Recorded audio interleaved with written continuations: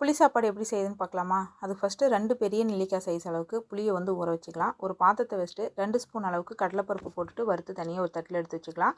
அதே மாதிரி 1 ஸ்பூன் அளவுக்கு வெந்தயம், 1 ஸ்பூன் அளவுக்கு எள்ளையும் போட்டு வறுத்து தனியாக தட்டில் எடுத்து வச்சுட்டு ஆற விட்டு மிக்ஸி ஜாரில் நல்லா நைஸாக அரைச்சி எடுத்துக்கோங்க.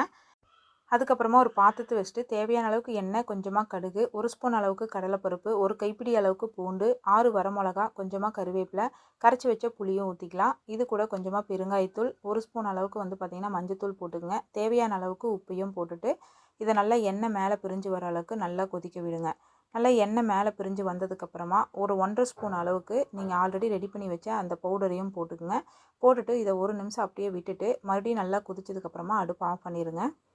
சாதம் வேகும்போதே வந்து அது கூட எண்ணெயும் கொஞ்சம் உப்பும் போட்டுட்டு சாதம் வடித்து எடுத்துக்கங்க. அந்த வடித்த சாதத்தை ஆற வச்சு எடுத்துக்கங்க. அந்த சாதத்து கூட ரெடி பண்ணி வச்ச அந்த பொடியும் போட்டுட்டு கொஞ்சமாக வேர்க்கடலை, அதுக்கப்புறமா நம்ம ரெடி பண்ண புளித்தொக்கையும் போட்டுட்டு நீங்கள் சாதத்தை கலரிக்கங்க.